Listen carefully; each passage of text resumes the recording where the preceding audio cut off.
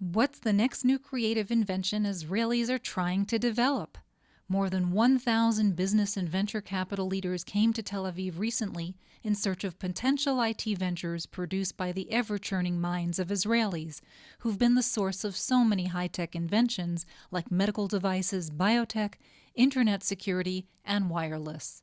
This conference is designed to be a deal-making summit. This is actually our fourth year in Israel, and what we have this year is more than 125 foreign executives representing over 20 countries, and specifically a delegation of 30 to 35. Again, many arriving in Israel for the first time, looking for venture capital investments, M&A opportunities, business development, joint venture. I think, Israel, in many ways, is to a country what Silicon Valley is to a region. As a firm's probably invested in around 20 companies in Israel over the years, over the 10, 15 years we've been investing in Israel.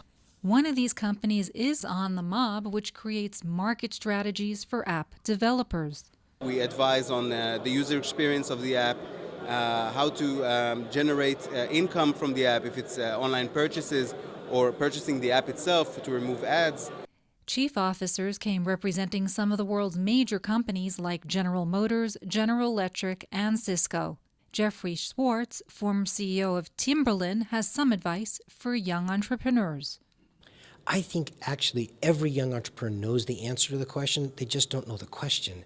And I think if young entrepreneurs would spend a little bit of time to ask themselves, not what am I trying to do, what market am I trying to serve, what is my purpose? It's a question of identity, personal, but it's also a question of identity corporately. In today's high-tech world, it's hard to imagine life without a disc-on key or instant messaging on our phone, but we never stop and think where that came from.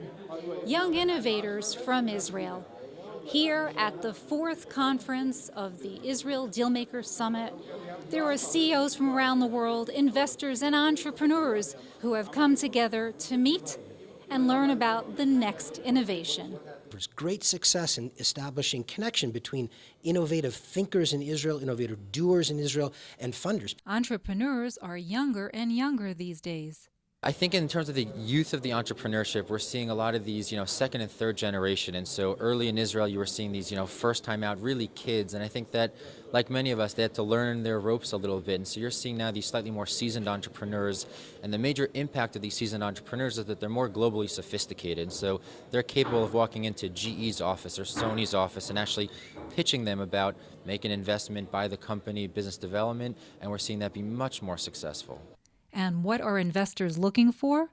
And then we're looking at a lot of interesting new things in augmented reality. Well, one application might be that one holds up the cell phone when you get out of the subway in New York, and it shows you where the nearest drugstore is, or something of that nature. So it's bringing data from the web or from some of the virtual world to bear into the physical world. And you can see the application in games, where you can have a virtual opponent to play a game with you. You can have a virtual obstacle course that you have to jump and run and play through. And there are a number of companies working in that field. It came a lot from the military, so Israel has, again, an advantage.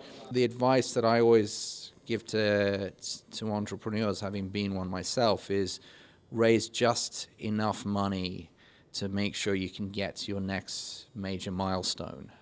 Jeff Pulver, who pioneered the VoIP industry, described what he looks for when he invests. I like to believe we don't know the next big thing, but when I invest in startups, I look for the ruach of the person, I look for their soul, I look for what they're doing, to look in their eyes. I like to believe this is going to be something terrific. If so, if I have a chance to invest, I will, because at the end of the day, I invest in people, not companies.